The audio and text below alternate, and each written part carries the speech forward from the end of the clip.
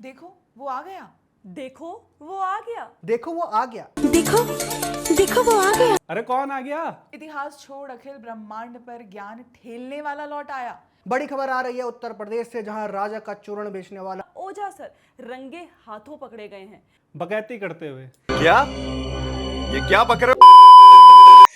बड़बोलापन जो है ना वो व्यक्ति को छोटा कर देता है। बड़बोलापन व्यक्ति को छोटा कर देता है। वाह, क्या ऊंची बात कह दी है अवध ओझा जी ने। अपने कद से भी बड़ी बात। लगता है कद से बड़े संस्कार हैं ओझा जी के। लेकिन एक सेकंड, अगर नरेंद्र मोदी जी कल मुझे कह दें कि यार मैं पद छोड़ रहा हूं, तुम प्राइम मिनिस्टर की शपथ ले लो, आओ मेरा वैसे भी थोड़ा ज्यादा। अरे ज्यादा की बात ही नहीं है।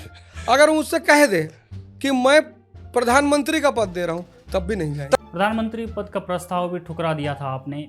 क्या बात है, ये है ना कद से बड़ी बात। ये बड़बोलापन थोड़े ना है। खैर ओझा जी आज बहुत दिनों बाद मिले हैं। शायद गर्मी की छुट्टियां हैं बच्चों की, इसलिए अपने गांव की तरफ गए हैं। दिल्ली चुनाव में मिली हार के बाद इतने अंडरग्राउंड तो खुद केजरीवाल नहीं हुए जितने ओझा जी हो गए थे। ओझा जी बाहर आ गए हैं, लेकिन वो आदत अब भी नहीं गई है। शायद उम्र के साथ साथ कुछ आदतें पक्की हो जाती होंगी। ओझा जी की भी वही बकैती वाली आदत पक्की होती जा रही है। 27 में यूपी में अखिलेश यादव फिर से मुख्यमंत्री बनेंगे, ये कोल्हार गांव में दावा करके जा रहे हैं। और 210 सीट के आसपास अखिलेश यादव की आएगी। विजनरी नेता हैं और उनकी 210 सीट के आसपास। 27 में यूपी में अखिलेश यादव फिर से मुख्यमंत्री बनेंगे, 210 सीट के आसपास आएगी, ये दावा कर रहे हैं।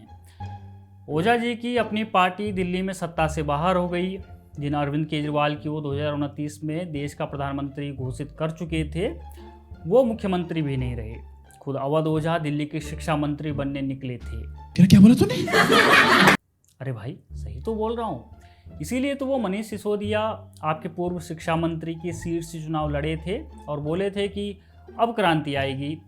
अब होगी क्रांति, जय महाकाल, जय महादेव। लेकिन क्रांति की वो झाग है कि तुरंत बैठ गई।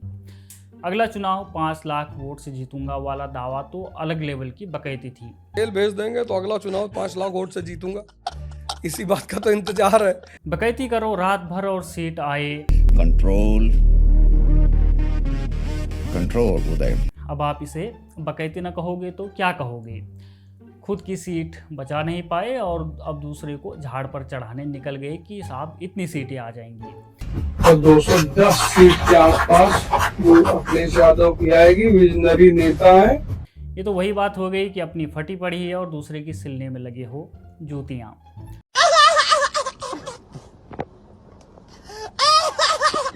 यूपीएससी में बकैती का अगर सब्जेक्ट होता तो कसम केजरीवाल की ओझा जी उसमें टॉप कर जाते। इसी बहाने लोग यूपीएससी फेल राजा के तंज तो न कसते।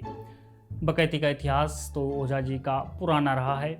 आज मौका भी है और दस्तूर भी है, तो आप जाते जाते एक बार फिर उनकी ये बकैतियाँ देखते जाइए। देखो भैया, पढ़ाएंगे और इतना ऐसा पढ़ाएंगे कि जैसे डॉक्टर भीमराव रामजी अंबेडकर दलित से भगवान बन गए, ऐसे आप सबके बच्चे भगवान बनेंगे।